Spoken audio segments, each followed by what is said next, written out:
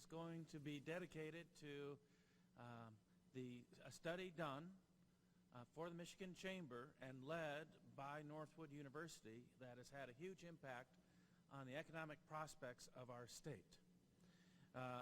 It was actually one of our speakers here, Timothy Nash, who many of you know, who helped come up with the agenda for the study, and it was the Chamber itself which used the study to help persuade our state legislator to make some key changes in public policy. That's one of the reasons why, as you learned this morning, Michigan's competitiveness has improved in the last year or two. And they're here to talk about the study with you today. Dr. Timothy Nash came to Northwood University in 1980. And much of what you enjoy as Northwood students on campus, the various buildings and programs, were due to his efforts. He was once a student like yourself. In a sense, he and Northwood University have grown up together. He was the person who brought me to Northwood, and I'm grateful for that. It's a special place, and he's one of the reasons why the Northwood idea is in good hands. He is the David E. Fry Endowed Professor of Free Enterprise and the Vice President of Strategic and Corporate Alliances at Northwood. He received his BBA and his BBA from Northwood University, his MA from Central Michigan, and his doctorate from Wayne State University.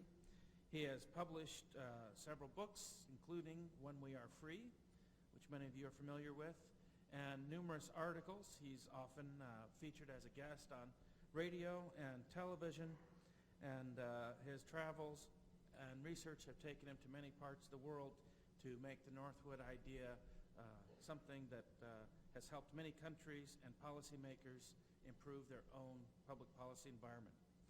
So, Timothy Nash is going to talk to us about the competitiveness study, and we also have Bob Thomas here from the Michigan Chamber of Commerce. And Bob is the Director of Operations. He's the one who sees the day-to-day operations of the Chamber. He's worked with the Chamber of Commerce since 1997. He assists with strategic planning and special projects. And so I will now turn the program over to Mr. Thomas and Dr. Nash.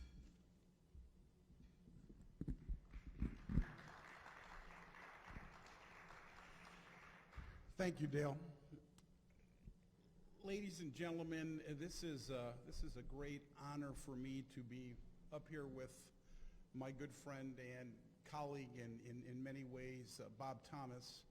And also here in the audience, you're going to be hearing from the leader of the Michigan Chamber of Commerce, Rich Studley, tonight. It is because of Bob and Rich that our alma mater had a chance to be part of a study that continues to this day. We're going to talk a little bit about the 2012 study and the 2013 study, and maybe a little bit about what we're doing with the 2014 study. But what I think is very important to take a look at is, Bob and I have talked about the fact that we're going to try to ham and egg this for about an hour, hour and a half, in terms of letting you have a real feel for what grassroots can accomplish in a state. And simultaneously, then we're going to give you a flavor for the study and entertain your questions. But what I think is most important in my remarks here are not just to the alumni, but specifically more so to the students in the audience. What's really important is to understand that you can go out and make a difference. And the second point that I'd make is that when one takes a look at a calling, a career, a job, there is no more noble calling, in my opinion, in this state, this country, this world economy, than the calling of being a business person. Business people truly allow for great societies to exist. You know, when you think about it, well, when we get to the slides a little bit later, you know, from your macroeconomics days, you see the circular flow of households, government, and business. And you know, those are really the three basic frameworks or the three basic parts of an economy. But when you think about the fact that one truly generates the wealth in an economy. All three are very important. You know, I hope in your studies at Northwood you understand that government's important, households are important, business is important. But what is most important is the understanding of how they work together to create the greatest standard of living for the greatest number of people. And so that, you know, I remember when I was a student many, many years ago, and I had Dr. Viorville Watts in my first class at Northwood in the Griswold Lecture Hall, and Dr. Watts kept focusing on business, households, and government. And one of the points that he made was that at the epicenter of a successful economy is productivity. You know, what do business people do? They produce goods, services, and assets to make people better off. And the more goods, the more services, the more assets we have, the better off that we are. You know, if we could all transport ourselves in a few minutes to Haiti, the biggest difference we'd find between Haiti and the United States is that America and Americans have many more goods, services, and assets in total and per person. And so that when we're looking at the production of goods, services, and assets, we look at the production of income, we look at the generation of wealth. Again, the epicenter of that is business. And yet you want to have the best society that you can have. And so when you think about a successful society, you think about the fact that we have to have good business people, we have to have honest business people, we have to have ethical and moral business people, which by and large makes up the vast, vast majority of the business people in the United States. And there's a reason for that. And then when you think about government, there are certain things that government does better than the private sector, or certain things that government should regulate that the private sector does. And then we have households, and we think about the fact that we have our families, we have our children, we have our grandchildren, we have our extended families. But at the epicenter, government exists because government can get tax revenue from a productive business community. Households exist because businesses provide jobs for households to be formed and for households to exist, and for couples to meet, to fall in love, to get married, to save money to buy a home, to save money to send their children to college, to pay for weddings, to pay for old age. And I think, and the reason why I'm going through that, everything I've said to you shouldn't be surprising, and it shouldn't be anything new. But what I think is very important is that when you look at countries, or you look at states, or even if you look at individual communities, the better the definition of the role and the size and scope of households, business, and government, the better off we are as a society. And I would submit to you that government is extremely important, but government needs to be limited. You'll see from some of the slides that 100 plus years ago, right around 1900, government at all levels, local, state, and federal, consumed just under 8% of GDP. So taxes were really low. You may not realize this, but there was no income tax at the local, the state, or the federal level back then. The income tax didn't come around until the 19-teens. Yet, from 1776 to the early 1900s, with the exception of a brief period during the Civil War, we had no income tax, and we built the greatest economy in the history of the world. Now, maybe 8% in 1900 was a little too low, but part of the message, I think, today is that government at all levels consuming 41.5% of GDP and growing, I hope we can all agree that that's too large. That the more government consumes, the less households have, the less business has. And if you buy the thesis that business creates the jobs that pay the taxes, that allow for a good and successful government to exist, to allow households to be formed and to grow, to raise standards of living, then what's important is that we have a business community that is moral and ethical, but a business community that's allowed to grow, to thrive, to prosper, to create jobs, to create wealth, and to create those families, and to be an economic engine for prosperity. What was most important for me when I had the honor of meeting first Rich Studley and then Bob Thomas was that the Michigan Chamber of Commerce was truly looking at the state of Michigan. And you'll see from the data that we'll present a little bit later, but this once great, this once grand state, this state that was the envy of the world, this state that literally, figuratively, put the world on into the automobile. The Germans invented it. The Americans in Michigan truly created the epicenter of the world automobile industry. Some of you are too young to truly appreciate this. If you're lucky enough to have a grandparent or a great-grandparent around, talk to them a little bit about World War II. But it was literally the United States, and at the epicenter, it was Michigan that was the arsenal of democracy. It was the ability to take those mammoth automobile factories and steel mills and convert them into producing tanks and airplanes and the weapons to defeat Hitler and to free the world from tyranny. But that only was able to happen because we had this strong and robust business system in place.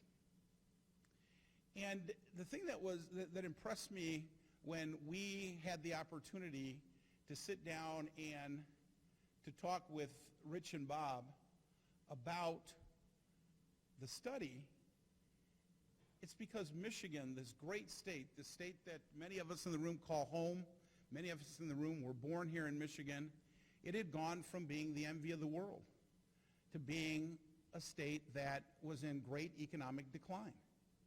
It was a state that was once the envy of the world. In many places, many comedians, many talk show hosts at night were talking about Michigan as that has-been state.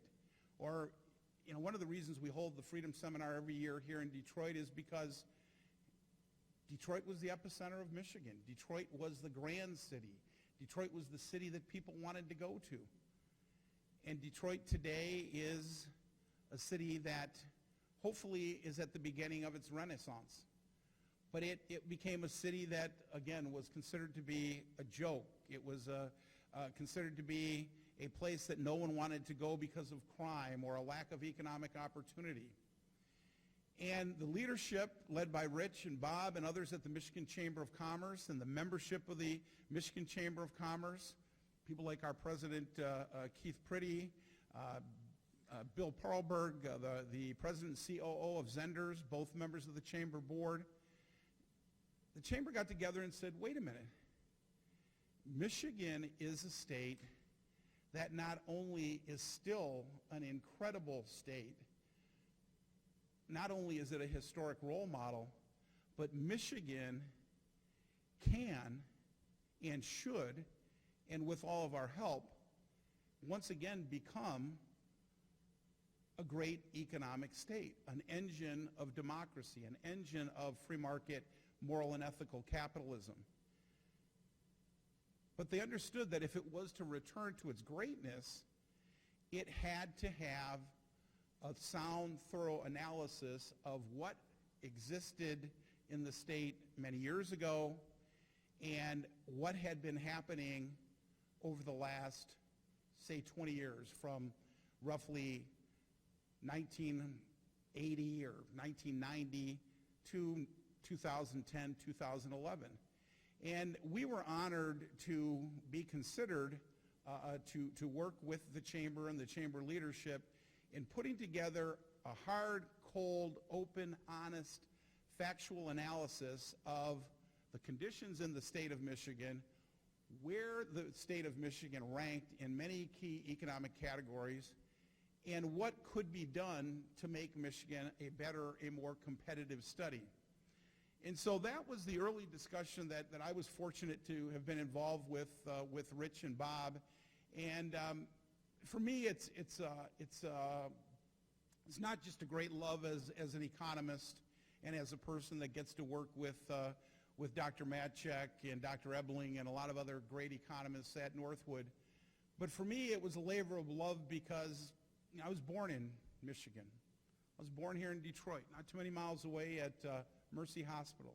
I grew up on the northwest side of the city in Rosedale Park, still a still beautiful part of the city of Detroit.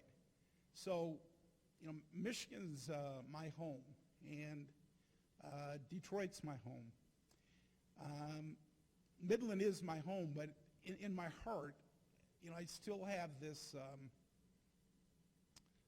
soft spot for not just our state, but quite frankly, for this city. And I truly believe that the city and the state has its best years ahead because of leaders like Rich Studley, like Governor Snyder, like the board of the Chamber of Commerce, like the thousands of business people that are members of the chamber.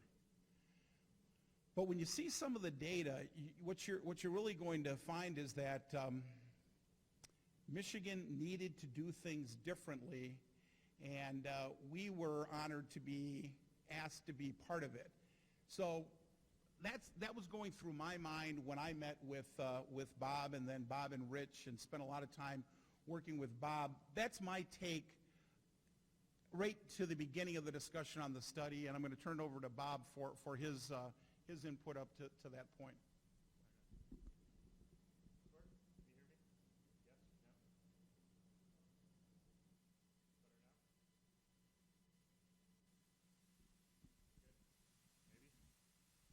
I'll talk really loud. All right. So, how many of you are familiar with the Michigan Chamber of Commerce or Chambers of Commerce in general? Okay. Chambers of Commerce are in virtually every community across the country, and they're actually relatively new. I need to move the handheld. Okay. This is better. So, Chambers of Commerce are relatively new organizations, as new as the United States in a lot of ways, but we're associations of businesses from across a specific geographic territory in most cases who are representing business interests and interfacing with government to try and accomplish things to help make it easier to do business in those areas. And at the Michigan Chamber of Commerce, our mission is to promote conditions that are favorable to job creation and business growth. So we're interfacing with the Michigan legislature, the administration, and the State Departments to try and improve those conditions that will make it easier to do business in the state, attract businesses to Michigan, and then create opportunities for new jobs and keep people employed in the state. So the primary function of our organization is really to be interfacing with those government folks and public opinion leaders and try and promote those conditions. And then on the other side of the chamber, we have our foundation, which is our 501c3. It's a nonprofit charitable foundation that's responsible for leadership development, public education, and research. And it was founded about 25 years ago, and over a period of time, as issues have come up where we needed to create or identify data resources to help support our policy positions, we would conduct some studies and have that research support our positions. As recently as probably 5 or 6 years ago, right to work had started to come up as a prominent issue in Michigan and actually in the Midwest. And we were talking with some of our colleagues in other states and our other state chambers about the prospects of right to work and the ability for employees to choose whether or not they wanted to join a union as a competitiveness factor for businesses. And you may recall in the news, just a year ago, Michigan did become a right-to-work state, but it had been a long-standing conversation for many years before that, and it had become a hot issue in the Midwest, particularly in Indiana, where they ended up passing it before we did. And they actually created a study that helped prompt them to do that. So as we were having this conversation in Michigan, we felt we needed to have some more data about how would this issue affect Michigan's competitiveness. And so as we were discussing this issue, we recognized the need for the study, and so we approached Northwood University and Dr. Nash to help us figure out what are the data points that would help us determine whether or not right to work would be a good policy issue for the state. And we used the Indiana study that the Indiana Chamber of Commerce had commissioned as the template. And what we found, though, is that the Indiana study was written by an out-of-state consultant who basically had already decided that right to work was the right thing to do, and so they created a study that proved that right to work would be beneficial to Indiana's overall economic competitiveness. We said, that's fine, but there's also lots of places where you can shoot holes through that if you're not able to support the full picture of right to work.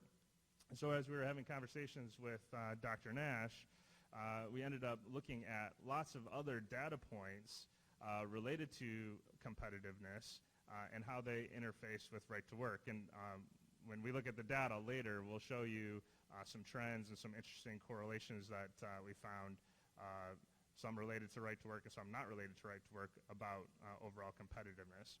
So we'll get into that a little bit later. But so we ended up having this conversation about the study and ended up developing this really robust index of lots of different competitiveness factors, which we thought was an even better approach to research for the foundation. It wasn't hinged necessarily just on one particular issue. No other association in the state had been doing it, and it was a very unique model that helped us identify lots of other policy areas for us to get involved in as it related to the state's competitiveness. So as we were having this conversation, we decided that we're going to move forward with the study and use that as the opening argument for whether or not right to work was important for Michigan. And I would say in our initial findings, it was actually too early to tell. It was really difficult for us to pin somebody or a state's overall economic competitiveness on just that one issue. And I would say probably still the jury's still out as we collect our data that we'll continue to have that conversation. But at any rate, so what started out as a right to work study then became a full-fledged economic competitiveness study that looked at over 200 variables from all sorts of sectors that looked at whether or not Michigan was going to be competitive. So then when we looked at the first study in 2012, we knew that Michigan had a hard time, and when we were talking with our colleagues, it was, oh, poor Michigan, you guys have been through such a terrible economic downturn, how are you ever going to get out of this? GM had just gotten bailed out. We were seeing record unemployment. People were leaving the state in droves. We were the only state in the last 10 years that had a net loss of people from the state, over 500,000. Detroit was going through some incredible challenges. And so, we thought that, okay, we need a list of things that are going to help us figure out how we're going to get out of this mess. And we knew we were in bad shape, but we didn't think we were in bad of a shape as we were. So when Tim came back with the study and said, you're 47th out of 50 states, hey, yay, we're not 50, but we were hoping we were a little bit higher than that. We still had a lot of other good things that were going for us. But what it did is it helped set the stage and open up a dialogue about what are some of the other issues that our state is facing that are really hampering our ability to compete, to bring jobs to the state, to help grow businesses, and where are we having some difficulty. So I'll talk about those a little bit later as we get into some of the data. But what the study ended up doing was giving us something to hang our hat on to talk about competitiveness. And as a result, we looked at right-to-work states and non-right-to-work states, as well as Michigan compared to the rest of the country. And the state legislature actually found an amazing opportunity to introduce the legislation related to right to work and used our study, which was cold, hard data, as Tim described, that didn't weigh right to work in one way or another. It just said, this is how right to work states look, this is how non-right to work states look, and this is where Michigan is. Can it really be a terrible thing for us to consider this legislation? And as a result, they ended up passing that historic legislation using our study as one of those data points. Interestingly enough, after that, Representative Shirkey from the House of Representatives created a competitiveness committee and had used our study then as the basis for identifying ways for Michigan to be more competitive as we compare to other states. After that first year that we did the study, we decided we were going to commit to several more studies after that and continue to drill down. We had a lot of requests from local chambers of commerce that they wanted local information. We were garnering some recognition from other Midwest states. And so in 2013, we expanded the study to look at how Michigan compared to the other Great Lakes states in overall competitiveness, how fast were we coming out of an economic downturn in comparison to our neighbors, since they're very similar to us in our demographics and our industries. And then we looked at some key cities because Detroit continued to be a focal point for Michigan as people were talking about our state. They were naturally gravitating to all the stories that were coming out of the Detroit area. So we looked at how Detroit and Grand Rapids, which seemed to be doing really well economically in comparison to other cities in our state, against the other big cities in the Midwest regions. And so in our 2013 study, we ended up looking at cities like Columbus and Madison, Wisconsin, or Milwaukee in the first one, and Chicago, and recognized that while Detroit and Michigan overall were having some struggles, they were also coming back really quickly. And so if you listen to some of the anecdotal stories that are coming out of the Detroit area with companies like Shinola and until recently, GM's progress in coming back, there's lots of good news that was coming out of here, and the data then supported our comeback story. And so that was actually the headline that we used in 2013 to promote the study, is that Michigan is on a path to come back. We're one of the fastest growing, fastest moving states to come out of the economic downturn, and all signs are pointing that we're continuing to move in that same direction, which is good. That helps us not only with membership at the Michigan Chamber of Commerce, but certainly with the governor's efforts to attract new businesses to the state and for us to create policies that continue that growth trend. So in 2014, I'm happy to say we're partnering with Northwood University again. It was very important to us that we used a Michigan-based research team from prominent universities. We have some of the best talent here in the state. Why wouldn't we use that? Why would we go to another state to get outside research when we've got really good homegrown talent here in Michigan? So we're continuing that partnership, and we're moving forward with that. In 2014, we'll expand the study a little bit more, and now we're talking about opportunities to even drill down a little bit deeper to assist some of our smaller communities and the policies that will help them become more competitive when they compete with other communities in the state and in the Midwest. So that's a quick summary of how we got involved in the study and what we were using it for. As we get into some of the data and we talk a little bit more about the impact that it's had on public policy, we can share some additional anecdotes. So a couple of additional comments before we get to the data. I think it's important to understand the fact that the Michigan Chamber has about 7,000 businesses that are members of the Michigan Chamber that depend on Rich and Bob and the leadership team of the Chamber to be their advocates, to be the advocates for business and, quite frankly, for the economic climate in the state of Michigan. When I first met with Rich and then had the pleasure of meeting Bob, Rich and I had a very long conversation about what the study was going to be, because the thing that's important, ladies and gentlemen, is that a study of this nature had never been done before.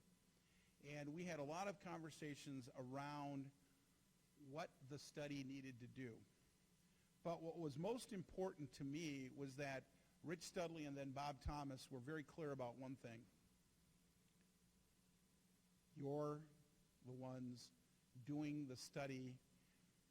We want to help put together the framework for the study, but in the end, this is your study in the sense that we're not going to tell you what to do. We have no preconceived outcome. If it's good data, if it's good information, we'll live with whatever the results happen to be. Now, as Bob pointed out, go back a couple of years ago. Again, the U.S. economy was trying to recover. And if we're really honest about the U.S. economy, we still truly haven't had a real recovery. By certain economic metrics, we're still in recession. Some economists define economic growth out of a recession of GDP growth of at least 2.2%. Last year, the U.S. economy grew at about 1.9%. So the economy is still struggling 5 years into, now 6 years into President Obama's presidency. And the thing that is most important is that when the economy was slow in the first decade of the 21st century, Michigan, as a subcomponent of the U.S. economy, was in recession. Not depression, but a very severe recession, while the rest of the economy was growing at a fairly healthy pace the first 6 or 7, 8 years of the 21st century. So the thing that was most important was that Rich Studley said, we want a study that is objective, that is honest, and that is thorough. And so as Bob noted, I had the privilege of leading the team that developed the study. And the team that we put together, I think, is one that I will always be very proud of, because it's a team of some of my colleagues at Northwood, Adam Guerrero from our Texas campus, who's a University of Texas econometrician, Richard Ebling from our Michigan campus. We had Adam Motzke, who has now graduated, but he was a senior economics major at the university at the time. We had Adam Priddy, who was going into his third year of law school at Notre Dame, and we had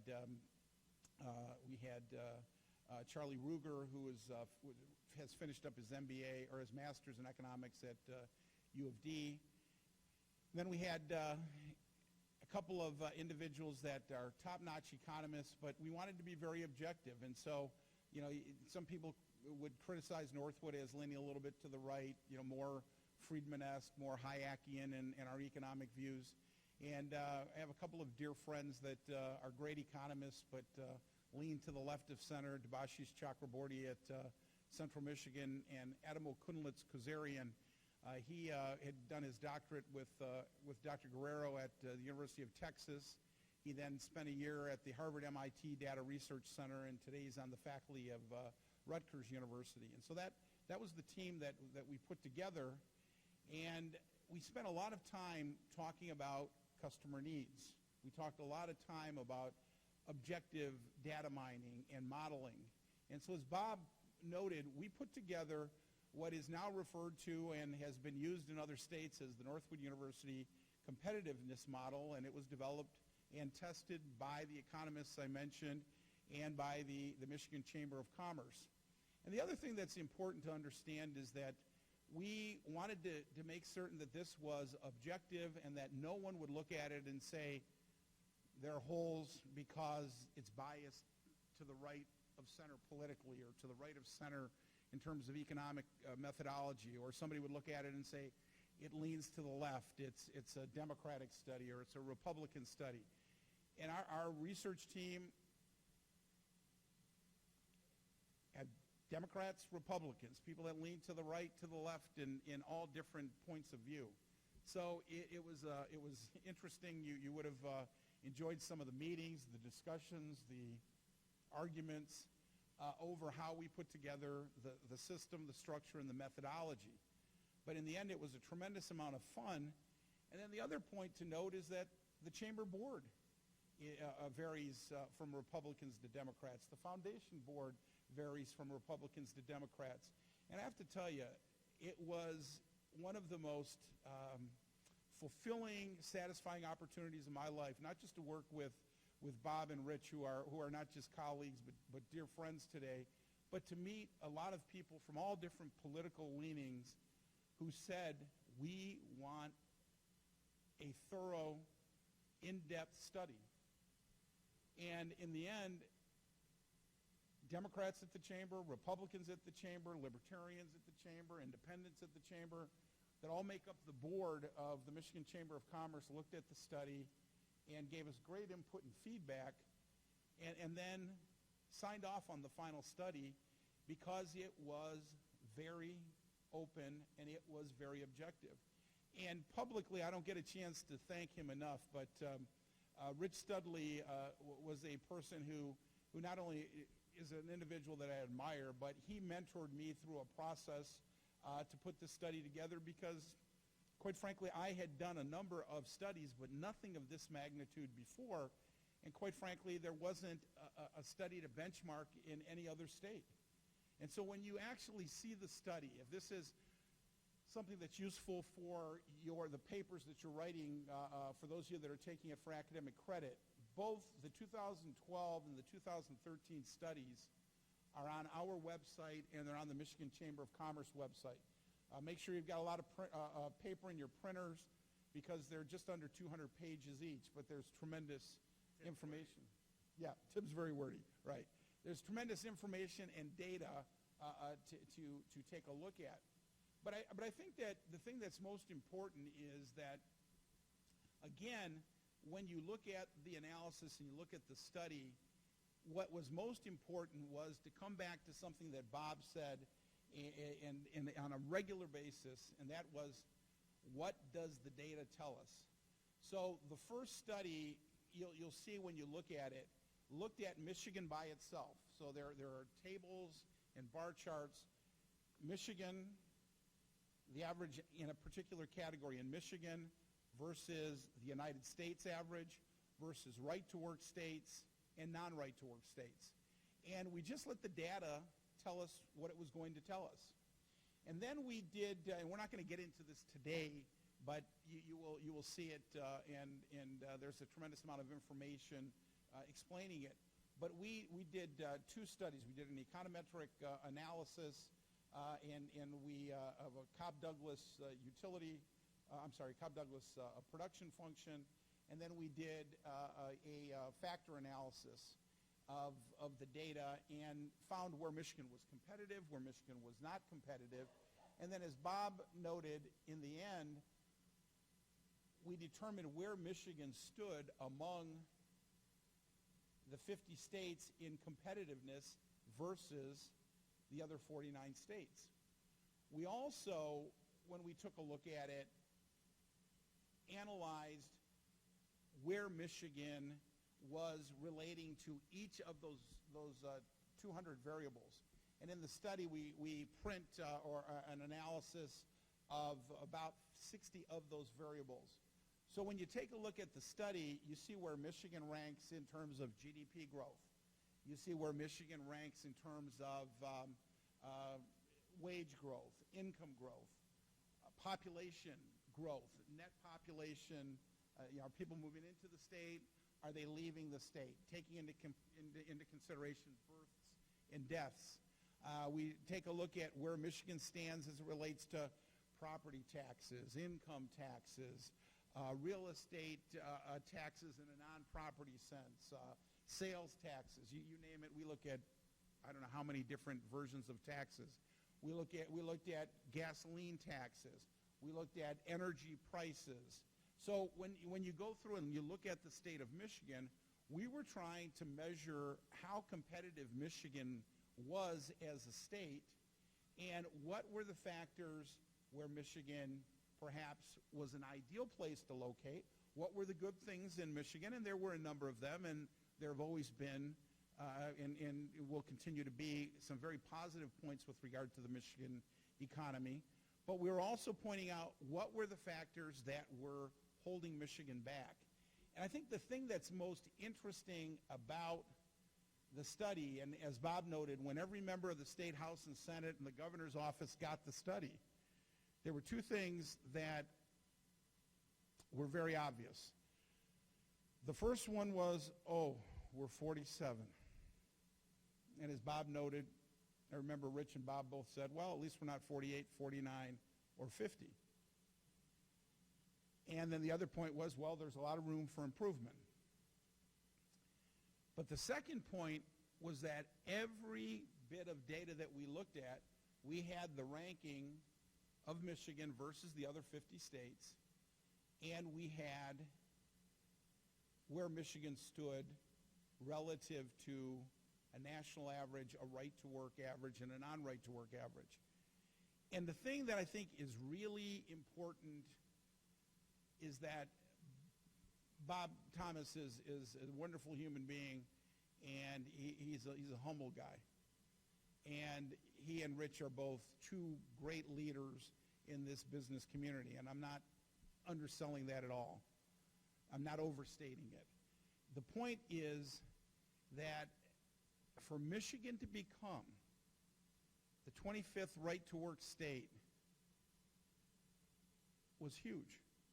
Right-to-work means that if you choose not to join a union, you don't have to join a union or pay dues. It means that if you want to be part of a union, you may be part of a union. If you choose not to, you don't have to. It makes the Michigan business climate a lot more competitive. It's not anti-union, it's not pro-union. It's not anti-business, it's not pro-business. It's pro-worker. It allows the worker to make the decision. And when that became law, that said that things are changing in Michigan. Because in many ways, Michigan was the most heavily unionized state in the country. It was a high tax state. It was a high regulatory state. Those were the main factors why the Michigan economy was not doing well. And when the leadership of the Michigan Chamber of Commerce said, we are going to get behind the effort to make Michigan more competitive, right to work was one of the issues. And so what to me is most important is to see how important chambers of commerce are at the local level and certainly at the state level in making a state more competitive. Now, I'm 56 years old. I never thought in my lifetime I would see Michigan as a right-to-work state. But the fact of the matter is, it took great courage by the business community, it took great courage by the state House and the Senate, and then it took tremendous courage by a new governor to sign it into law. And as you'll see with the data, the state of Michigan is improving, and in many ways, Michigan is on, as Bob noted, that path to becoming, once again, that state that the rest of the country looks to for leadership, that benchmarks to for process both at the political and at the economic level, and hopefully is one of the engines that leads the U.S. economy back into prominence as a leading growth country in the world economy. Two brief comments, then we'll start looking at the data. Number one, you need to understand that Michigan is an incredible state as is. The GDP of the state of Michigan is over $400 billion. If Michigan were a free and independent country, Michigan would be among the 30 largest countries, the 30 largest economies in the world. Michigan's among the top 10 economies in the state of Michigan. In the United States. But what that should also tell you is that the United States is still by far and away the largest and the most powerful economy in the world. It's the greatest, it's the most unique economy ever in the history of the world. It is having some challenging times. But what I think is most important is to take from this discussion, if Michigan can face the difficult times that it's faced over the last couple of decades, if leaders can stand up and say, this is what is correct, and begin to turn around a state like Michigan That can happen in Washington as well. And there's no reason at all to think that all of you young people in this room won't be looking at a prosperous Michigan and a prosperous United States 10, 15, 20, 30, 40 years down the road. This is the greatest economy in the history of the world. But what we hope comes out of this is that you understand that you can't take it for granted. You have to believe in values and principles. As Dale noted, we've called it, I was taught that. You've all been taught the Northwood idea. This belief in freedom and free enterprise, that business can make a difference, that if you work hard and do exceptional things, you ought to be able to differentiate yourself with income and standards of living. And most importantly, you ought to employ people and create jobs and standards of living for your employees that are enviable. And when you have a chance, take care of those that can't take care of themselves. Charity, helping those that are less fortunate, is also part of the Northwood idea and a cornerstone of the American dream. So what I'm going to do is hand the mic over to Bob while I power up the PowerPoint, and we'll go through some of the data, and then we'll entertain your questions after that. So while Tim's loading up the data, because I think there's lots of cool stories about individual data points that we can share. Got it? And Tim mentioned the importance of business to our state economy, certainly to the global economy, and chambers of commerce and their influence. And I would say that each of you as potential business people have an enormous opportunity once you either start your own business or get involved with your individual companies is to participate with your trade associations, your local chambers of commerce, and certainly the state and the national chambers of commerce. Those are opportunities for you to influence policy, influence positions that affect the way your companies will do business, the way that your communities operate, and the role of government that it has in economics. So as you're considering what you're going to do next after you graduate, absolutely consider those as opportunities to get involved. It's a very important role for business. Ready? Will Bob's lavalier work now? Oh, so we, okay. Do you want me to go through the slides quick and then we'll talk about them?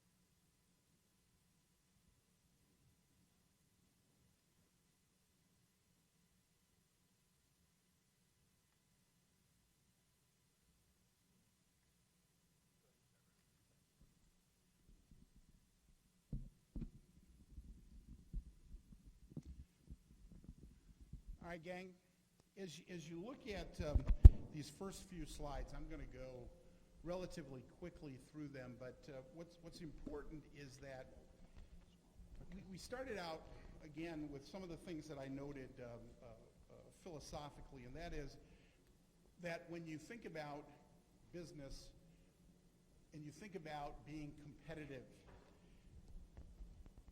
what is at the epicenter of a successful economy is the entrepreneur. It's the entrepreneur. It's the risk taker. If you looked at the Fortune 100 companies of 100 years ago, you'd find the Ohio Matchbook Company as one of the 100 largest companies in the United States, producing matchbooks.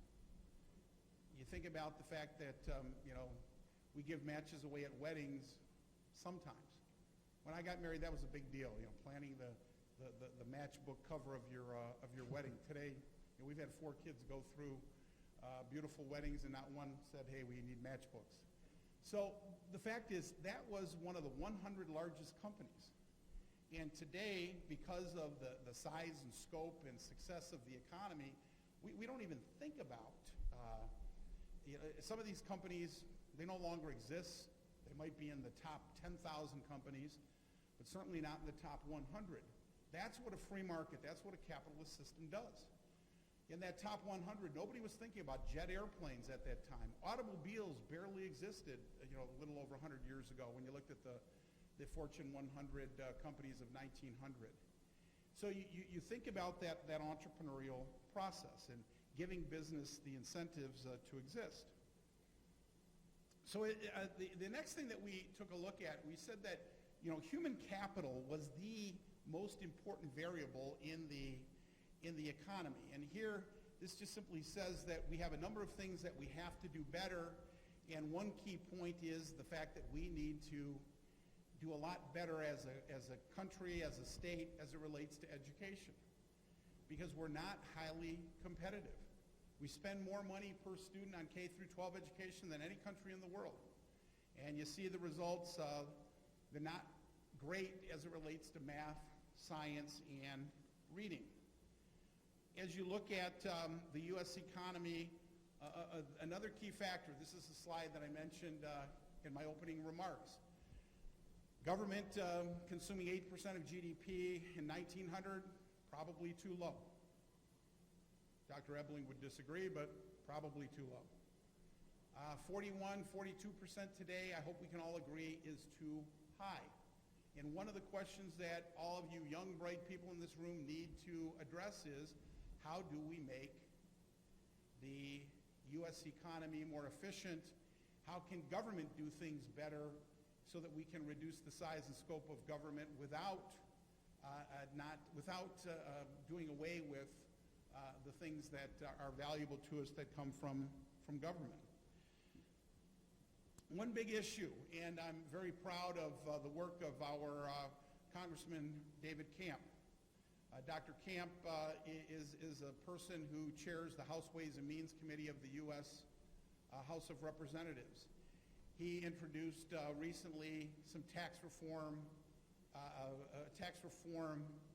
bill, not quite bill, potential legislation that would dramatically reform our corporate tax structure and our tax structure in the United States. Unfortunately, so far, the Democrats and the Republicans in the House and Senate aren't looking at it very favorably. They're not working well together. But if you look at this, gang, we have the highest corporate income tax rate in the industrialized world. Chairman Camp was dramatically in favor of cutting it. It was going to remove some loopholes and take the top tax rate from 39.5% down to 25% when you looked at the blended average rate. As you look at a number of the other variables, as we take a look at some of these, it's important to here, if you look at what's called the Freedom Index. The United States is, we rank very, very low in a relative sense as it relates to economic freedom by the Heritage Foundation and the Wall Street Journal. We used to be one of the freest economies in the world. We're now down to number 10, and the argument is that we'll probably drop to 14 this year. And this measures the total taxes, it measures all different types of regulations, and it measures, in essence, the total cost of government. And there are many countries in the world that many of you are probably too young to remember, but when I was your age, it was the evil empire. It was the Soviet Union. They were going to dominate the world. And then the belief was they were going to collapse because their government was too large. And then they did collapse in the late 80s and early 90s. The Central European countries, the Eastern European countries collapsed under the weight of extremely high taxes, extremely high government regulation. And the crazy part about it today is that as we look to the world, these countries are still very formidable. They're not quite free capitalist countries, but Russia has a top corporate income tax rate of 16%. China has a top corporate income tax rate. Communist Russia, Communist China has a top corporate income tax rate, China, of 24%. And this is what American businesses, Michigan businesses are trying to compete against. As you look at a number of other ways of analyzing things or taking a close look at factors, this is the World Competitiveness Index. If you ever hear of the annual event in Davos, Switzerland, this is one of the indices that they produce. And the United States has gone from number 1 in 2000 to right now we're at number 7, and the very strong data shows that we'll drop to number 10 for this coming year. And again, it's because the size and scope of government in the United States on average is growing. And quite frankly, for a long part of that time, Michigan was one of the big contributors. You're going to see some interesting things as we present the data. For all of you young folk in the room, this is something that is very important for you to look at and to consider. The national debt of the United States. You know, you think about this. Look at that chart. That chart from the left to the right goes from 1776 to date. So look at the national debt. And think about, unfortunately, what your parents, grandparents, and great-grandparents have done. What all of us in leadership roles that are a generation or more older than you, we have not been good stewards. From 1776 to 1982, the national debt of the United States was slightly under $1 trillion. And from 1982 to date, we've gone from $1 trillion to $17.5 trillion and growing. And the thing that's probably the greatest concern as you look at this slide is that when you're trying to analyze some of the key variables or the factors, you have certain things like interest cost on the national debt. Right now, if you remember the sequestration where we said we're going to cut $1 trillion over 10 years or $100 billion a year, and then we came back and said we can't cut $100 billion, and we reduced it to about $60 billion this year in cuts, and we're saying, oh, that's terrible. Government's doubled in size and scope in the last 5 years, and we can't cut $100 billion a year. We can't cut less than 3% of the federal government. Your businesses will do that. Your households will do that on a regular basis. But the federal government says we can't cut 3 or 4% from the budget. This, ladies and gentlemen, is interest on the national debt. Right now, we're paying about a gross interest rate or interest amount of over $400 billion. The net, because some of the funds are generating surpluses, is $223 billion at an interest rate of less than 2%. What happens when an economy recovers? Interest rates go up. What happens if you have inflation? Interest rates go up. So what could happen to interest rates in the next couple of years? We could be paying a net cost of interest of $300 or $400 billion, and we have to pay it. We can't legislate it away. We owe that to creditors. If the government says we're not going to pay that, then the bottom line is we have a real problem as it relates to credit and the credit worthiness of the United States. So now, another factor to look at is that when you're looking at the United States, here's a different way of looking at corporate income taxes. Before we gave you by country, here's by region. Because you know that businesses oftentimes locate not just for one country, but for a region. And as you see, these are all things that make good sense to have low taxes on business to be more competitive. And the fact of the matter is, no matter whether you look at the United States in terms of individual country or you look at it by region, you can see here that the United States is at a disadvantage with our country-wide tax rate, and it's making it more and more difficult to compete with a number of regions around the world. The other thing that we pointed out in the study, as the first part of the study looked at the United States in a global economy, that's why you're seeing the charts you're seeing, is that the United States is one of only 4 highly developed countries of the world that is a worldwide tax system. Meaning, if you earn income and you're a business, you earn income outside of the United States. Let's just say you're Dow Chemical in Michigan. and you have a plant in Ireland, and you pay taxes on your plant in Ireland, okay? And the top corporate income tax rate in Ireland is 13%. So you earn $1 million, you pay 13% in taxes. You bring those dollars back to the United States, you get a credit for the 13%, but then you have to pay both the federal and the Michigan income tax on those dollars. So if you saw just recently, some members of the U.S. Senate noted that there's $2.1 trillion being held by U.S. corporations outside of the United States. You know why that is? Because if they bring it back into the United States, they have to pay the state and the U.S. corporate income tax rates. Now, Dow Chemical's major competitor in the world is a company called BASF.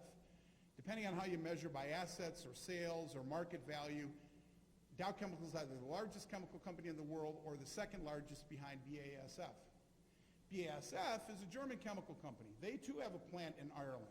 Let's say they earn $1 million at their plant in Ireland. They pay the 13% to the Irish government, but because they're a territorial tax system, their companies only pay taxes in the territory where they operate. So what happens? They bring their $870 million back to Germany, and they pay no more taxes. So American companies are competitively disadvantaged by this type of a tax system. And we're one of only 4 countries in the whole OECD that is a worldwide versus a territorial tax system. So again, as we started looking at the study and looking at it in terms of more of a Michigan-based analysis, we once again introduced that circular flow. What's the role of business? What's the role of government? What's the role of households? And truly, when you think about it, what causes an economy to be successful? Now, I happen to be the father of 4 children. I love them all dearly. Our eldest kind of shocked me. X number of years ago, she came up to me and she said, "Dad, I think I'm in love." You know, every dad thinks he's the most important person in his daughter's life. And I said, "What's he like?" And she goes, "Oh, I think you'll like him." I said, "Well, tell me a little bit about him." She says, "Well, he has his own business." I said, "Yeah, I like that." I said, "Is he successful?" She said, "Yes." I said, "Tell me a little bit more about him." She said, "Well, like you, he played football in college." I said, "God, I like that. Where did he play?" She said, "Saginaw Valley." I said, "I don't like that." So, you know, we were kind of like 1-to-1, and she said, "Dad, he's a real big believer in free enterprise, and he read When We Are Free, loved it, especially your chapters." So I like this kid. I said, "Tell me a little bit about his parents." He said, "His mom died a few years ago." I said, "That's too bad." Tell me about her mom. Just sounded like Mike's mom sounded like a wonderful woman. I said, "Well, tell me about Mike's dad. Is he alive?" He said, "Yeah. He's the president of the United Steelworkers Union for Mid-Michigan." I said, "Oh, yeah?"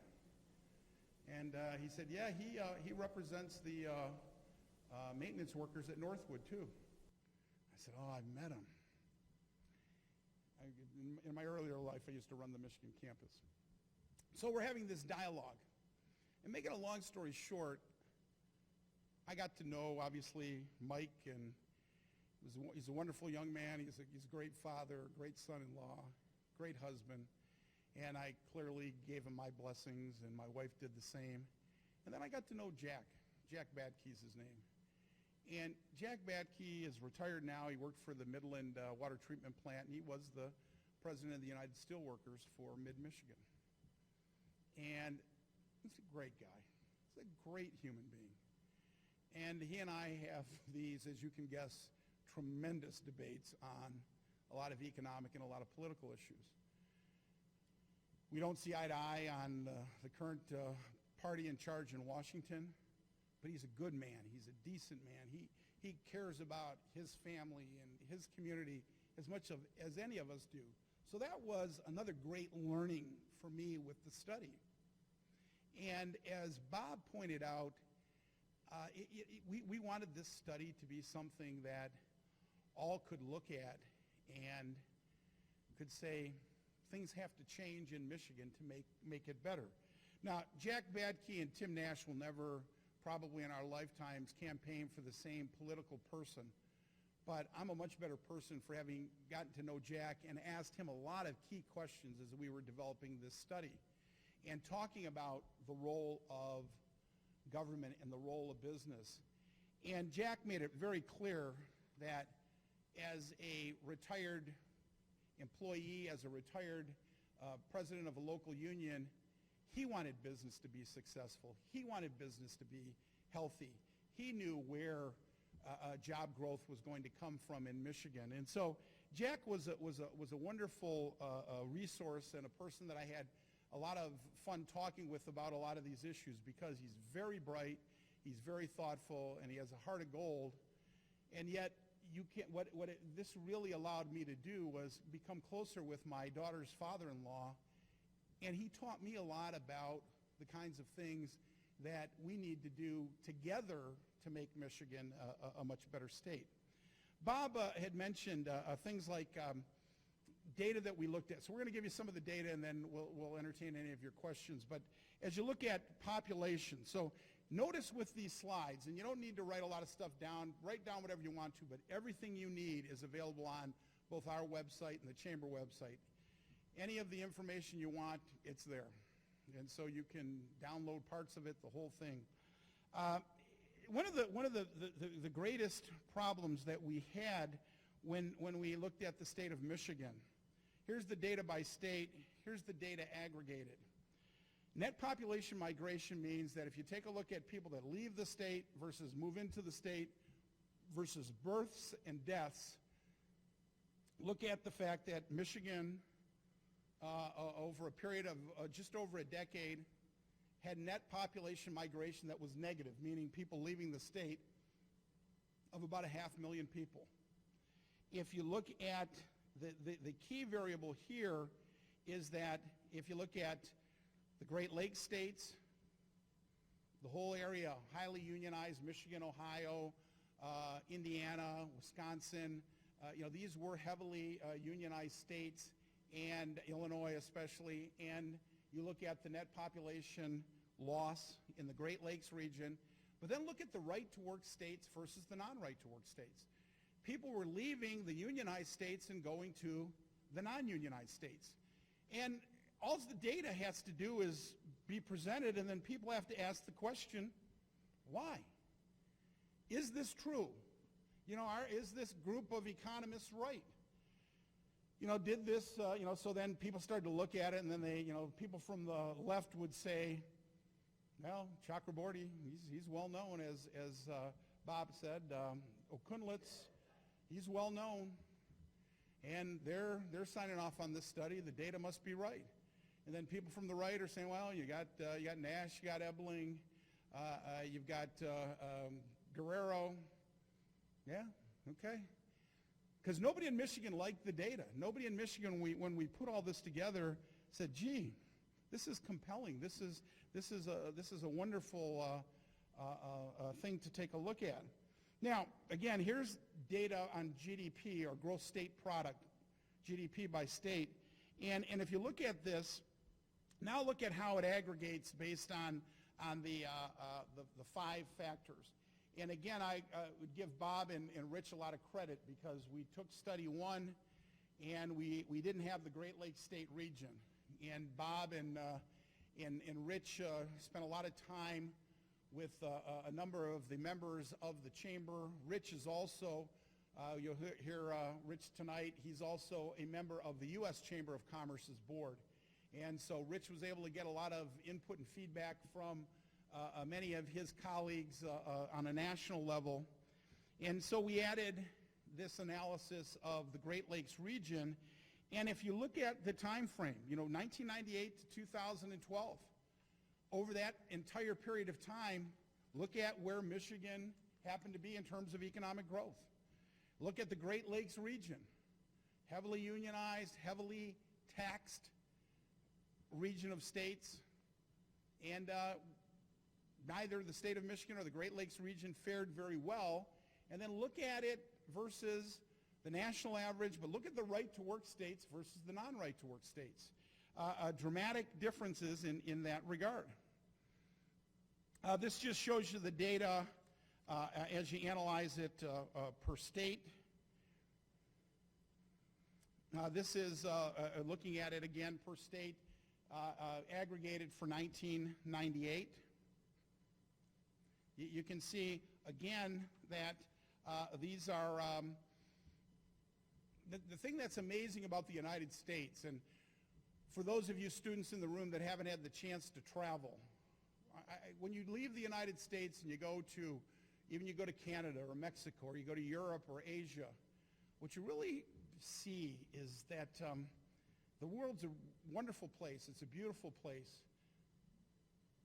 But what you won't fail to do is to compare, and you will have a greater appreciation for the greatness of this country. We have problems. What's really important is that just be honest. Be honest in everything you do. Honesty is the greatest policy in the world. You know, you make a mistake, you admit to it, you say you were wrong, and you change it. So if your economic policy doesn't work, look at it. Ask people how we can do it better, and do it better. Because if you don't, after a while, the voters will get tired of it, and they will vote for change, and they will vote for real leadership. And the thing that is important here, as you look at then the gross data for 2012, you'll see that as you look at a lot of the interesting data, you'll see that you see some of these changes and how they reflect on different parts of data and raw data as it relates to particular states. As it relates to GDP and as it relates to GDP growth, the thing that I think is important is that these next few slides, as you go through and you think about it, you say to yourself, man, that data does not look good for Michigan. And what's important is that was aggregated data over a period of almost 15 years. And when you look at the average, unless you see all of the data, you have to say things are terrible in Michigan based on the average data. But the thing that's important to understand is two things. One, it takes a long time for your average to go up if you had 10 years of terrible data. But another great thing that Bob and Rich suggested was that we look at the Great Lakes region, we look at Michigan, we look at the U.S. economy, but that we also look at changes. For example, what's happened since Governor Snyder came into the office of governor? What's happened as we've had a more active Chamber of Commerce? What's happened as we've had a more pro-business State House and State Senate? And here's one of the things that Bob was noting. If you look at gross state product growth over the last couple of years, not only has Michigan been the leading state in the Great Lakes region, look at Michigan versus the Great Lakes region average. Michigan had GDP growth of 2.85% the last couple of years. 2013 data, by the way, ladies and gentlemen, comes out for the states in June of this year, so it generally lags almost a year behind. But look at the fact that Michigan has been the growth state in the Great Lakes region, and it's outpaced by almost a percentage point the U.S. economy. Remember what I said, last year the U.S. economy grew at less than 2%. Now, if you look at it, here's the breakdown of the data over the last couple of years. And if you think about it, here's then where the Great Lakes region and where Michigan would fare on a national level. These are the Bureau of Economic Analysis 8 major regions of the country. The Great Lakes region has gone from being number 8 5 years ago to being the 4th most rapidly growing region in the country. So people that are saying, I'm moving out of Michigan, last one out of Michigan, please turn out the lights, not true. Last couple of years, to Bob's earlier point, we've actually had net population increases in the state of Michigan. And a lot of it has to do with the fact that we have impressive GDP growth, gross state product growth. And what's also important is the region is now the 4th highest region in the country. But if you look at that data, what you find out is that if Michigan were a region in and of itself, it would be the 2nd most rapidly growing region in the country, only behind the region that Texas happens to be in. Okay? Now, here's some data on unemployment. And as you take a look at the data on unemployment, what you find is that, as has always been the case in working with Bob and with Rich, they want the good with the bad. And there are a number of things that are going well in Michigan, but 2 of the things that are not as effective or as efficient as we would like, Michigan's unemployment rate is still too high. We still have among the highest unemployment rates in the country, and we are still not creating jobs as rapidly as we would like. We're getting better at it, but we're still not where we would like to be as it relates to the economy as a whole. But there are a number of things, tax policy, right to work laws, that will make a difference in this regard. If you look at this slide, will show you over a prolonged period of time from 2000 to 2011. This explains a lot of the difficulty in the state of Michigan.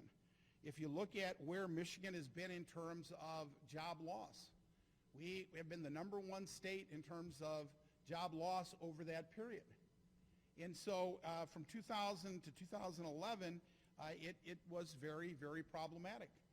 We're pleased to tell you in this new study coming out that Michigan has begun to reverse it in a rather dramatic way in terms of job growth, in terms of job creation. So the state is moving in the right direction, but I think one of the other messages is don't forget where you came from. Don't forget the mistakes that you made so that you don't repeat those mistakes in the future. Now, the other thing that is extremely important for people that take a look at and analyze the data is an analysis on income growth. And so if you think about income growth over a prolonged period of time, some of the data we wish all the data was available for the same period of time. It's not always. So income growth, Michigan certainly trailed the Great Lakes region, the national average, the right-to-work average, and the non-right-to-work average over the period of 2000 to 2012. Yes?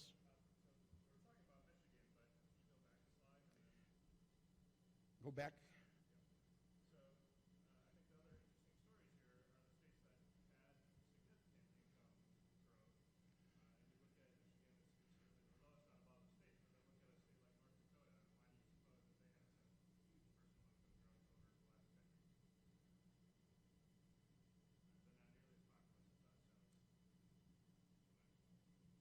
You want to now, or you want to wait till Q&A? Yeah. One of the great points that we're looking into as it relates to current and future studies, Bob's spot on with his analysis, and the answer to the question is that North Dakota, South Dakota, that region, they've become among the great energy producing states in the country. And when you look at where they're at for economic growth, GDP growth, et cetera, it's because of the fact that they have done in a very safe way hydraulic fracturing. And they are incredible producers of natural gas. They're incredible producers of oil. And when one takes a look at the United States, whether you realize it or not, last year for the first time in I don't know how many decades, Bob, Michigan was actually, the United States was actually an energy net producer. We produce more than we consume. We are a net now, if we choose to be, net exporter of energy. And without trying to be political, the thing that's most important about it is the vast majority of the hydraulic fracturing, or fracking as it's called, that's taken place, it's taken place on private land or state government land. The federal government has actually reduced its footprint in this arena. And so the other factor is if there's more pro-energy objective or wide-scale energy policy coming out of the White House, hopefully it can still happen in the next couple of years, the United States could become even more energy independent. And if you think about what's going on between Russia, the Ukraine, and Western Europe, we now have the technology. These great entrepreneurs that we were talking about can liquefy the gas and ship it to Europe. The United States could if we had more hydraulic fracturing and more incentives for these types of businesses, the United States could truly handcuff without any kind of political intervention Russia by producing more and more natural gas, liquefying it, and shipping it to Western Europe. Outside of fracking, here's an example, and you're going to hear later tonight about some of the opportunities that Michigan has. North Dakota is a state that was able to take advantage of some of its natural resources in order to generate some of that individual wealth. And I think when we look at opportunities for Michigan, we certainly are a state rich in natural resources that we're probably underutilizing some things related to the Great Lakes or the other resources that are available to our state. So that's just an example of a state that was able to take advantage of it. And they saw some incredible growth from it. And you sound really good. Does that sound better? You sound great. So in terms of where we are, the last couple of slides here, if you look at energy and you think about income growth in a place like South Dakota, especially North Dakota, it's an economy that has, as Bob noted, maximized its opportunities and its resources, both human and non-human. Michigan is truly making a great comeback, and as you see here, if you look at income growth over 2010, 11, and 12, again, Michigan has led the Great Lakes region, and it has outpaced the national data as well. And so when you look at these kinds of factors, you see this, and you have to say that there's a tremendous amount of opportunity taking place in Michigan. And you also can see household income, average household income, and you see that Michigan lags behind. And this is where, as an example, my daughter's father-in-law, Jack Batke, will say, well, Nash, look at that chart. Right-to-work states have lower median household income than non-right-to-work states. It's true. But the fact of the matter is, over the last 20 years, the gap has been narrowing and narrowing and narrowing. And our projection is by 2016 to 2017, right-to-work states will move even with non-right-to-work states in terms of average household income. And it's because the jobs are there. And it's because the population is moving there. It's because of these strong types of opportunities. Also, as we go through and take a look at the last couple of slides as it relates to some of the data, I think it's important to think about or to analyze, how do cities, how do states work and do things effectively and efficiently.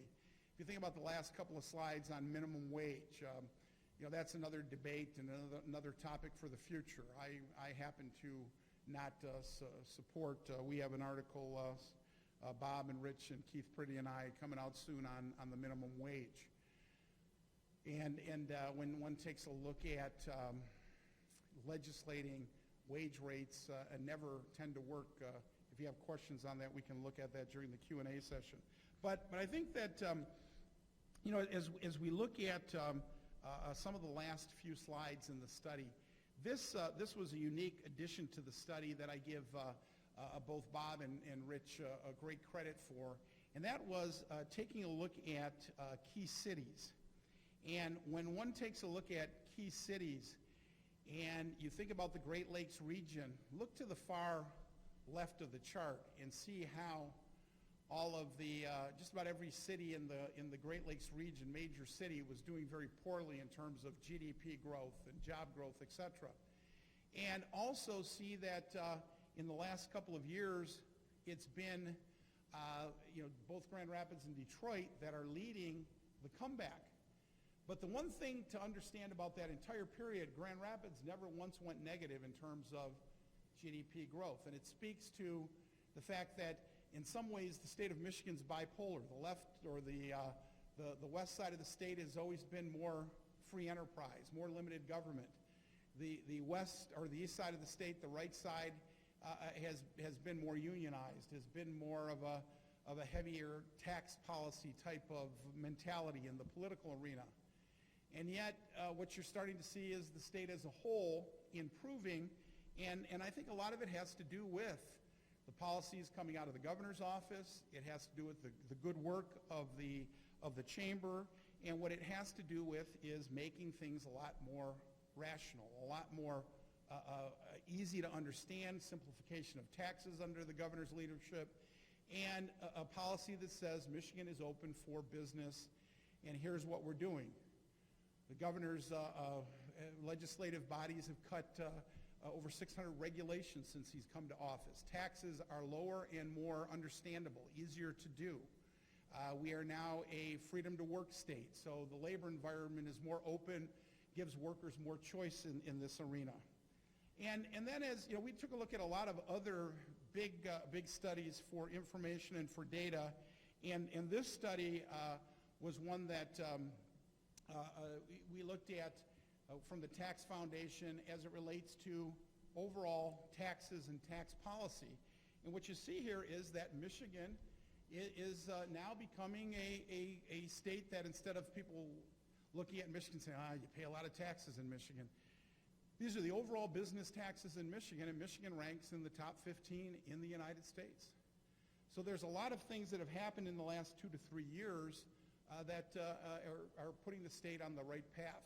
And the last chart here is one that we spent a lot of time developing, and Rich and Bob and I and our team looked at, thought about, and said, how do we compare the last study to this study? And so, if in terms of the mindset in putting this chart together, if you want to talk a little bit about why you thought this was as important as anything with this second study, Bob?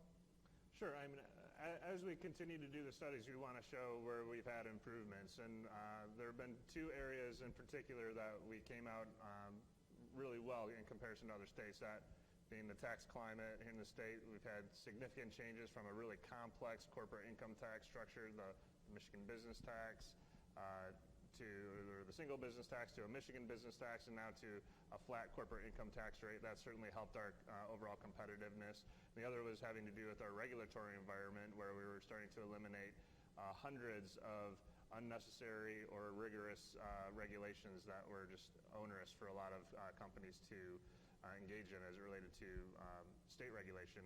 But as we were looking at those things, we wanted to figure out, where are we still moving the needle? And so when we look at our 2012 study and 2013 study, we wanted to show where we were making improvement, plus or minus, based on policies that have been passed, or where are there still areas that we need improvement, and that we can go back and require or demand of our government that we need to be more competitive. And so I think what this chart shows you are areas where we have made progress. What it doesn't show you is still how we compare to the other states. So yes, we have made progress, but we still have a very long way to go as a state in comparison to the rest of our country. And so, just lots of opportunities here for growth. And from what we understand, as we're starting to pull together for 2014, is that we are still on the right trajectory and we're moving in the right direction. And a lot of that has to do with the leadership that's in place right now, and why that's important to maintain those same philosophies moving forward. And I think maybe the last point before we open it up for Q&A is that when you look at the last point on that chart, 2 years ago Michigan was number 47, and that was data that we looked at from 1998 to 2012, 2011, depending on the data. So it's an aggregate average over that period of time. Now, some people can criticize it, and for example, one of the, I think, strong additions to this year's report, the 2013 report, and we'll continue it in 2014, is, okay, but for example, Governor Snyder or the current leadership of the Chamber of Commerce or the State House and Senate, they can argue, well, we weren't in place. A lot of that problem that took place was not under our leadership. So we've continued to do the competitiveness index over a period of time, but that's why we started to measure, the last 2 to 3 years with GDP growth, the last 2 to 3 years with income growth, is to say, look, the state still has an average history that we need to take a look at, but there are changes that are taking place that are very effective and very efficient in the short run. And if you look at the fact that we've gone from 47 to 39, that's a tremendous amount of progress in a short period of time. But that 39 is an average over a period of 13, now 15 years. So the point with it is things are getting a lot better in Michigan, and as Bob has noted, we are on the path to recovery. We are on the path. We are recovering. We are on the path and to a very strong, a very bright, a very vibrant economic future. We're not there yet, but we need to celebrate our successes and again make certain that we don't make the mistakes that took Michigan from the envy of the world to a very difficult place from, say, 1950 to 1990. And at this point, ladies and gentlemen, we want to thank you for being here and for listening. And now we'd like to listen to your thoughts or your questions. And so are we going to have the portable mics again for Q&A? Yeah, he's good to go. Perfect.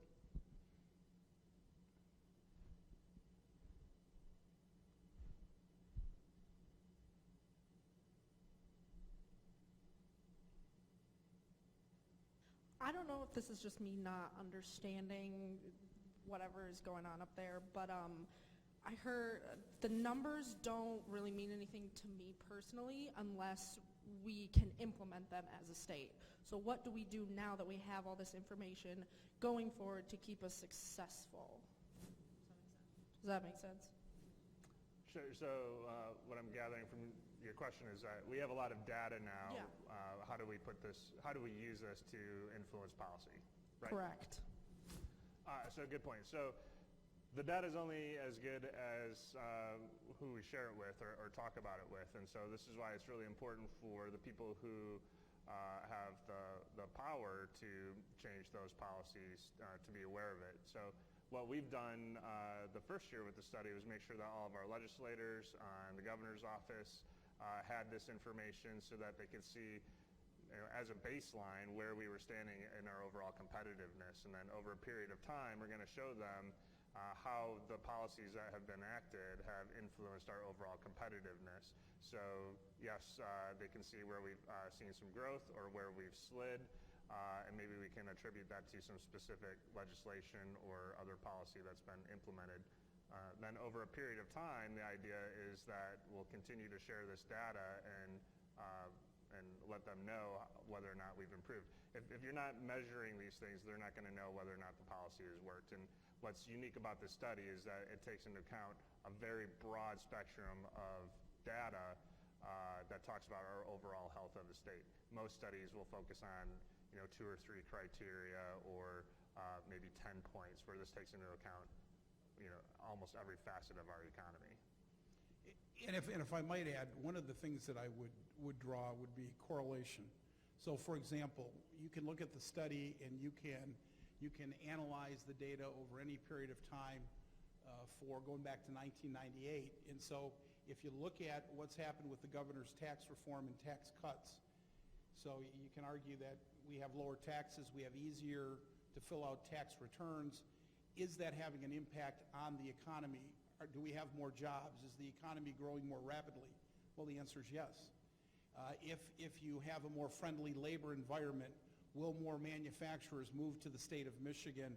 That's going to take a little bit longer period of time because we've been a right-to-work state for roughly a year. But the fact is there are early signs of companies looking at Michigan and moving businesses or starting new businesses in Michigan. So to your question, which is a great question, what do you do with the data? You analyze the changes that have taken place and to see if the outcomes are what you want them to be. Do we have more jobs? Do we have higher incomes? Do we have better standards of living? And in a short period of time, the answer is yes. But as Bob said, we're on the path, we're on the road to a robust recovery, but neither of us think that we're there yet, but we certainly think we're moving in the right direction.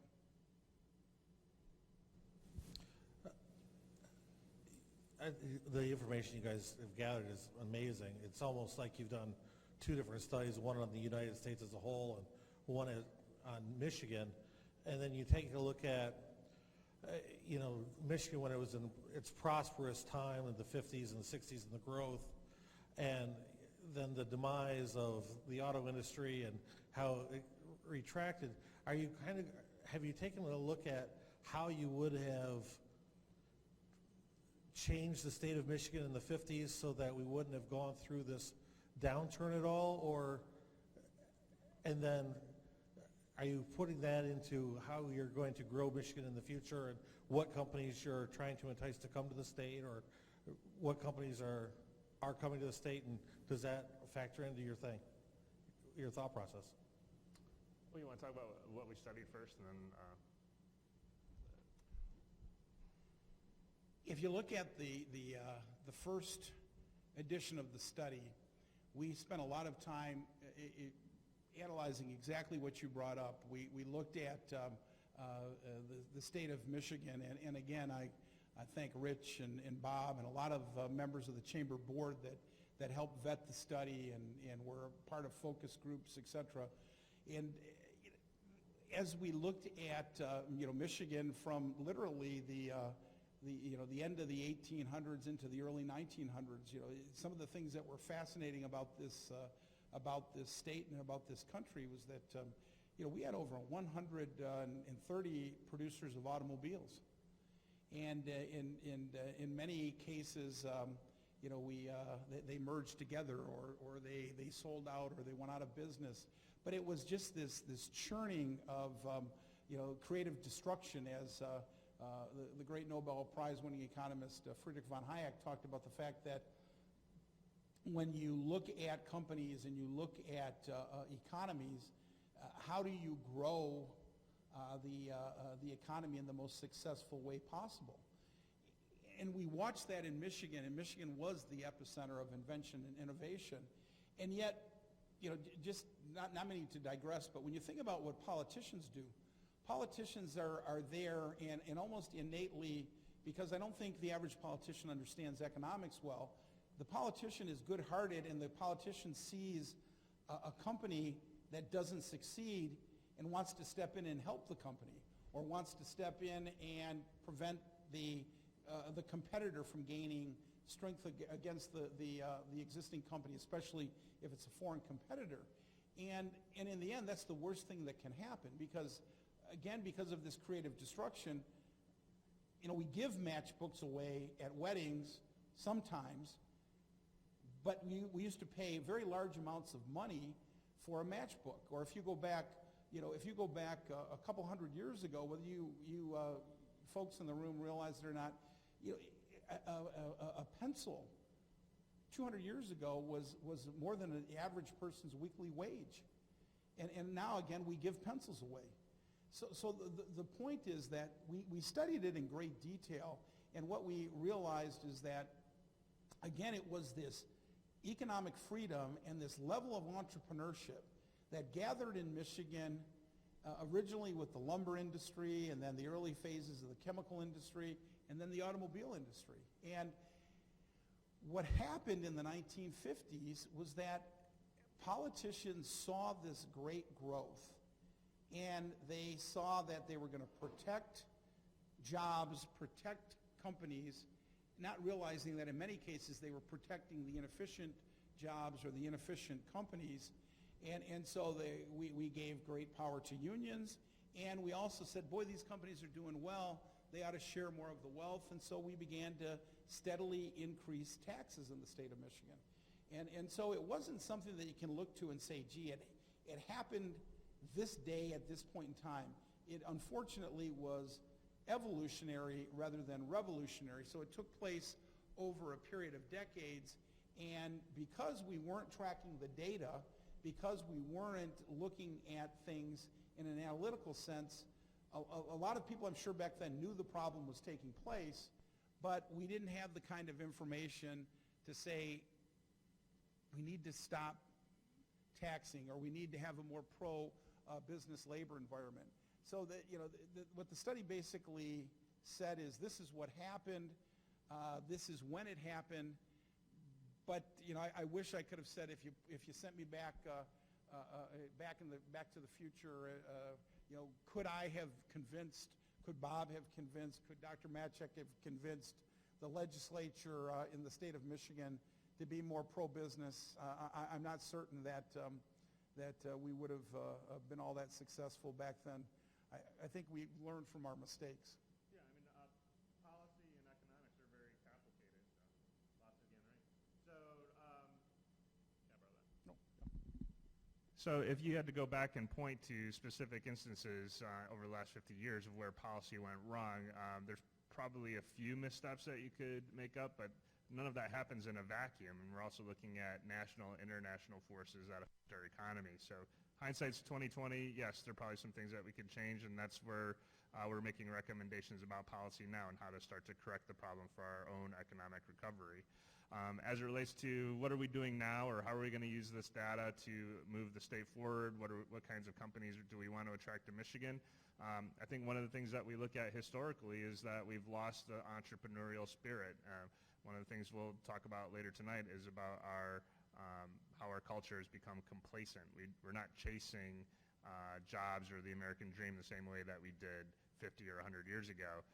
The way that some of these companies that have their headquarters here in the state now are, how they got started. So I would think what we'd like to see, and one of the data points that you'll see in the full study is the number of businesses that have died over the last 10 years versus the number of businesses that have started. And we're just lacking a lot of entrepreneurial spirit. So I don't know that there's any specific industry that we would want to attract. There's certainly hot industries based on new technologies, advances in our own economic development here, the improvements in our cities, and the access to our natural resources. So those are all things that we need to consider in terms of the types of companies that would flourish here. But a lot of it comes down to basic policy about what are we doing to remove the barriers to start a business, grow a business, and add jobs. And really that's the fundamental of it. Dr. Nash, could either you or Mr. Thomas speak to why it's important that the car insurance policy, I see that's one of the factors there, because I know I see that as an area where if more people throughout the state understood some of the unique characteristics that we have here in Michigan, we would see some changes, because most people don't understand why we pay so much compared to other states. And politicians don't do anything about it because they're not getting any pressure. So I think that's a good example of where taking a look at our state compared to other states could be a benefit. That's a great point. It's a great question. Again, it was one of the 200 variables that we looked at in the state of Michigan, and depending on, there are a number of different data points in analyzing automobile insurance in Michigan. Just a quick aside, one of our colleagues, for those of us that work at Northwood, Brian Sandusky, is our Vice President for Enrollment Management. He came from Kansas City, Missouri, and was shocked when he got his automobile insurance bill. And he and his wife, they have an SUV and a minivan, and their automobile insurance doubled moving into the state of Michigan. And Michigan is the only state in the country that has long-term catastrophic coverage related to accidents. And so it puts the state of Michigan and the insurers at a competitive disadvantage, whereas Michigan ranks, depending on how you slice the pie, anywhere from number 1 in terms of automobile insurance cost to number 2. And here in the state that brought the U.S. the automobile, our automobile insurance is again, it can be per household as high as $4,000 for 2 vehicles in a family and a household. And so it's that regulation that is causing real problems. And if the regulation were changed, if we were like the other, the vast majority of the other 49 states, we would see a dramatic improvement. And just think if your automobile insurance was cut in half. That's like in the state of Michigan getting $1,000 to $2,000 net income pay raise. The other thing that the study really doesn't point out, but that our research did, is that we have the second or third highest state in the country where people are driving without insurance. And which was interesting, most people in the state of Michigan choose to pay their insurance on a monthly basis. And I'm thinking, well, why wouldn't you just pay quarterly or twice a year? Well, what happens is people get their insurance, and they get their insurance certificate with their automobile. They take it into the Secretary of State. They get their license and their tags, their license plate and their tags. And we have the second or third highest rate of people then canceling their insurance and driving without insurance. And the problem then is, if those folks that don't have insurance, it becomes a vicious circle. And then they get into accidents, they're uninsured. The other person's insurance, in some cases, actually has to pay for the person that may have caused the accident that doesn't have any insurance. You may have to pay for their hospital bills under the Michigan law. Your insurance may have to. So it's a very onerous system, and certainly the Chamber is leading the efforts to make it a more rational automobile insurance policy in the state.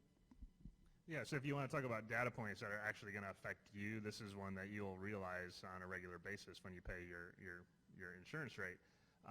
But if you're attracting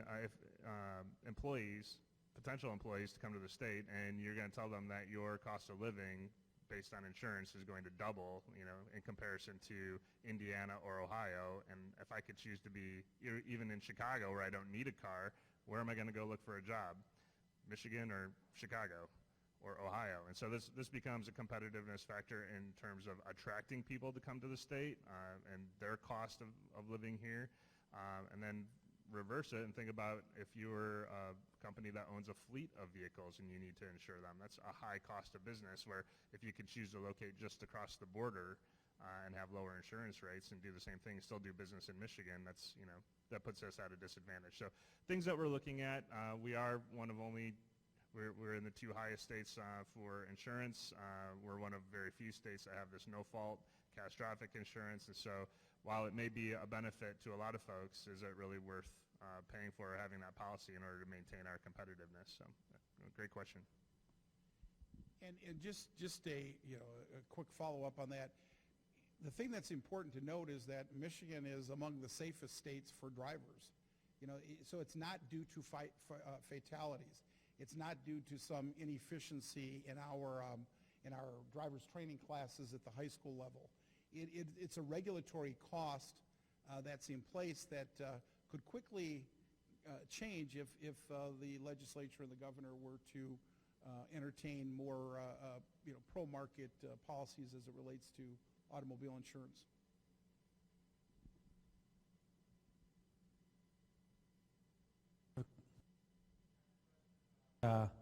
the role of culture as well as policy. And the right to work law signaled a change in policy, but maybe not a change in culture. So when you go down south to some of these states that have traditionally been right to work states, okay, so we pulled even with them in terms of policy, but in terms of culture, and you know, the workers at Volkswagen just had a vote to reject collective bargaining. I can't imagine that happening in Michigan, can you? And so companies are still going to, you know, view Michigan differently than other states because of our history. And is that a correct perception, or is a change in policy enough to convince businesses that Michigan is a different environment now? That's an interesting and also complicated question. One of the things that we didn't ask as part of the survey that you might, or as part of the study, but that you might hear from other surveys, are who makes the decisions to locate their company in a particular state, and usually it's a CEO or a board of directors. And in terms of the data that we've looked at from other surveys related to that, the CEOs tend to have a philosophical interest in policy. So whether or not our culture requires or would say that people would choose not to join a union, the fact that we have the policy here that makes it an option makes it more attractive, and then makes us more of a competitive state. But in terms of actually changing culture doesn't change overnight. This will happen over a long period of time. You know, we see also things related to our general social culture. You're seeing changes related to same-sex marriage. You're seeing changes related to attractiveness to younger generations, cool cities. You know, you find states that are trying to address those things by affecting policy, and I think policy will over time affect culture, or vice versa. Culture will affect policy, depending on who has the things that are most attractive to the people who live there.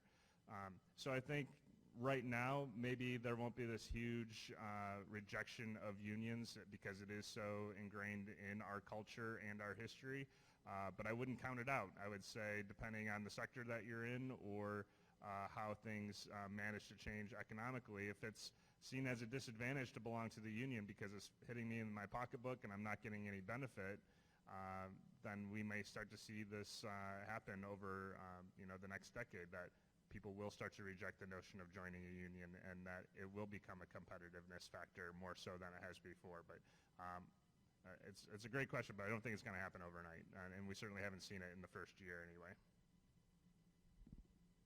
It is a great question. I think that as I was listening to Bob's point, what came to mind for me is that in addition to all of the good points that he made, it also is something that I would say, make no mistake about it, the leadership of the union is now understanding the fact that they don't have a monopoly any longer.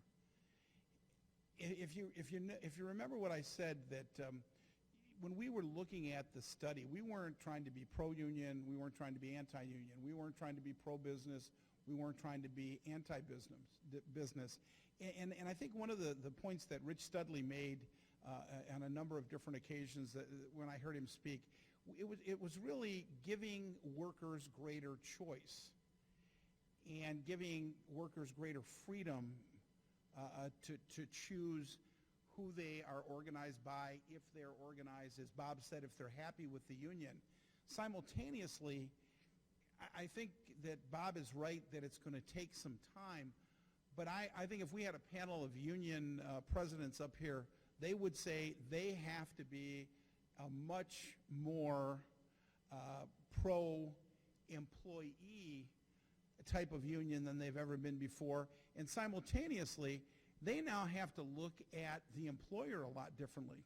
So the leadership of the union has to realize that if I'm not creating the greatest environment for not only my workers, but for the company has a lot more freedom as well. And if the companies leave the state, or if the companies move business to another plant in another state or another country, they're going to get a lot of pressure from their leadership, from their rank and file, asking, why did that happen? And so I think that on top of everything that Bob said, I really believe, Dale, that the cultural issue of change is going to happen a lot more rapidly with the leadership of the union, and I think we're going to see much more of a troika where management, labor, or company, union, and employee are going to work much more closely together, because if they don't, there are going to be options, including change of leadership at the highest levels within the union. And I think that when you look at some great examples of this, for those of you that are thinking about our DeVos Graduate School for an MBA, there's some great cases that we use with Southwest Airlines. Now, what's interesting is that when you look at Southwest Airlines is the most heavily unionized airline of all the airlines in the United States. Yet, it has been voted for the last 10 years as one of the top 10 places to work in America. And during the financial crisis, 9/11, they never lost money. Very innovative company. They locked into long-term fuel contracts, etc. And oh, by the way, they're headquartered in Texas, the bastion of right-to-workness. So here you have a company heavily unionized in a state like Texas, and because they're in Texas, I can't help but believe that there's tremendous pressure on that union to work well with the company, which it does. So they have this great troika of management, labor, and the employees. And I think that that's the next big phase, that we're going to start to see management, labor, and unions work together a lot more effectively. And over time, if they don't, you're going to see the dissolution of the unions. I also agree with Bob that it's going to take a while for some of these other changes to take place within a heavily unionized auto industry.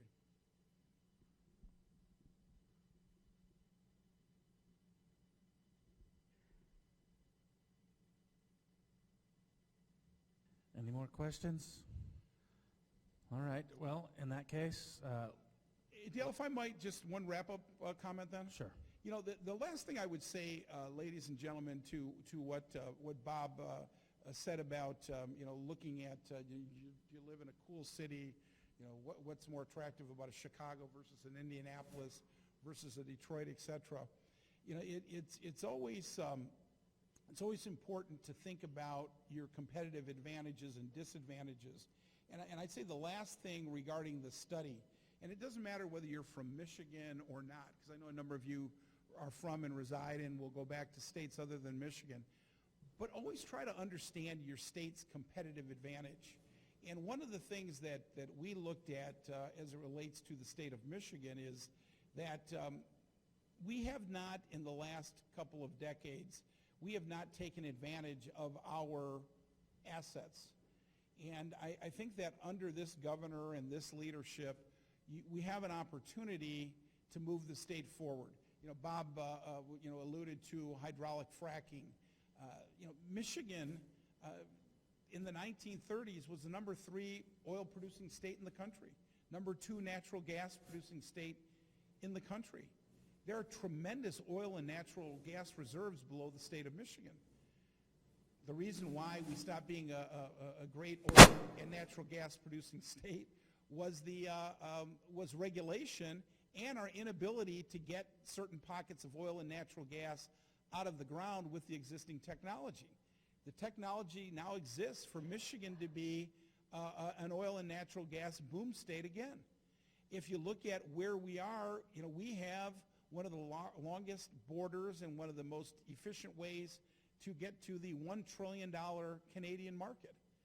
Canada is one of the G8, one of the great 8 economies of the world, and it's our neighbor at multiple points. So our ability to increase and prosper from trade with Canada has never been greater. If you look at the fact that we have the Great Lakes states and our ability to traverse and ship and do business with with Minnesota, with Wisconsin, with Illinois, with Indiana, with Ohio, with New York, with Pennsylvania.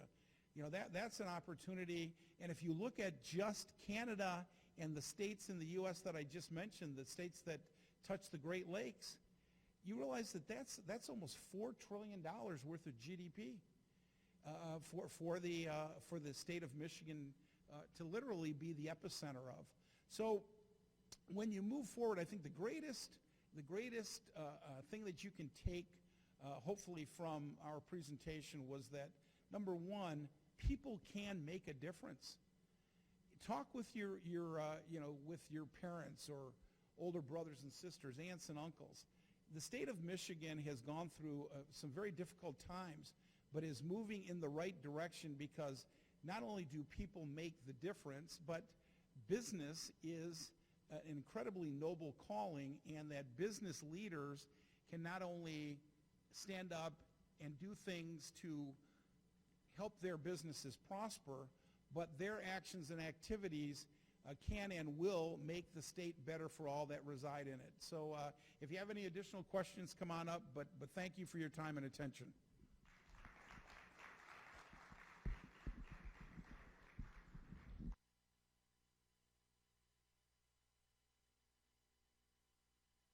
Afternoon dinner is served at 6 p.m. It's beef short ribs. I'm told it's very good, so you don't want to miss that one. And then, of course, we'll start the presentation probably 6:45. So please be back at least in your seats by 6:45. See you tonight.